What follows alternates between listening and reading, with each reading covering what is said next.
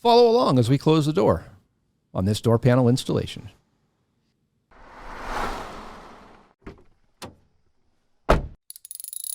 Yes, we are calling this a door panel installation video, but we have some other things to do as well, so we'll start this video where we finish the carpet video by installing door sill plates, which finish out the exposed edge of the carpet pieces on the door sills. And the driver's side sill also covers the main wiring harness. Once the sills are set in place, they are screwed in, and we can get to working on our doors. While we're doing all this though, if you would, do us a favor and click the like and subscribe buttons. With the sills in place, we can get started by replacing the worn door check rods, as we're tired of using a pair of vice grips to hold the doors open. There is a small tension clip at the top of the pin, which can be popped up with a small flat blade screwdriver or knife, or you could just tap the pin down and free of the clip. The clips are small and very easy to lose, so be careful when popping them off and putting them back on. Next, the check rod pin is removed. Inside the door, we remove one of the two pins inside the door that holds the rollers in place around the check rod. Tapping a punch that is slightly smaller than the pin works great to remove the pin, and most of the time it catches the clip when it comes loose. We got lucky on this one as it just caught the edge of the clip. The pin is removed, along with the plastic roller. The old check rod can now be removed, and we compare it to the new piece. The rubber on the check rod squeezes between the rollers, which hold tension on the door to hold it open, and the check rod also prevents the door from opening too far. The new check rod is installed through the door, with the smoother end sticking towards the door jamb. The original plastic roller is set in place, and the pin is pushed down and back in place to hold it. Now the tricky part is getting the tension clip back on. The edges of the clip are spread out around the same punch that we used to remove the pin. The clip is set in place around the pin, and the punch is pulled away from it. Then we use the punch to push the clip into place to secure it on the pin.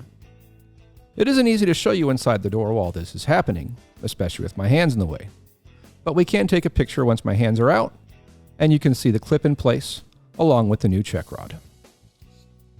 Next, we set the check rod in place at the hinge on the door jamb, push the pin into place, and reinstall the clip at the top.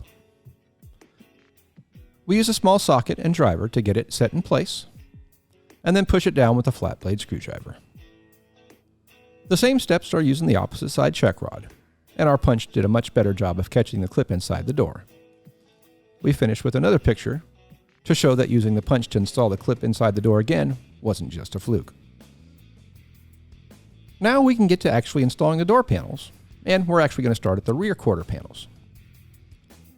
After making sure we have a clear path between the carpet and the body for the panel, we install the door panel clips into the panel. I find a pair of linesman's pliers works best, and while holding the body portion of the clip, I slide the loop portion of the clip into the panel. Once the open end can be slid onto the panel, it's pulled towards the edge. I normally point all the clips towards the edge of the panel. Setting the panel against the body helps as a reference to align the clips once they're all being installed. The quarter panel can be slid into place. The clips are further aligned as needed, and the panel is snapped into the body. The same process is used when installing the opposite side panel, and then we can get to work on the front door panels. We start by removing the armrest brackets from the old panels. Then with our new panel in hand, we note the various pre-perforated holes in the panel, including 6 different armrest positions, holes for early model window cranks and door release levers, and of course the 2 punched holes for the door release lever and window crank. They have some cloth material backing covering the holes, so we cut it away. Using the old panel as a guide, we set the old and new panels together and poke through the old armrest holes into the new panel, so we know which of the armrest holes we need to remove. The poked out pieces are pulled from the new door panel, and a new screwdriver is poked through the door panel material so we can install the armrest, after we install all the door panel clips. A new armrest is pushed through the door panel, and the original brackets are installed under the armrest to hold it in place. Now at the car, we install door panel clip seals at all the holes around the door panel opening.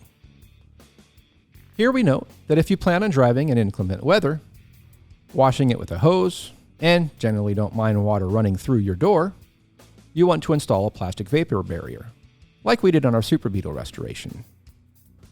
Since this car was actually missing some seals, and the old door panels don't have any water damage, we're going to guess that this car is fairly well cared for, and won't be seeing much water, so we're not going to install them.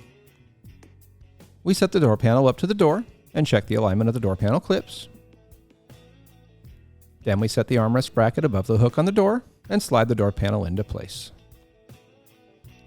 We press the clips into the door, adjusting them as needed, and once they're all pressed into place, we install the window crank, door release trim plate, and finish by snapping in the door finger cover plate. The opposite side door panel is installed in the same manner, and we finish off this video by reinstalling the retrofitted late model dash back into place. In our next video, we'll get the rear seat upholstered and installed. Until then, thanks for watching, and let us know if you have any questions in the comments below.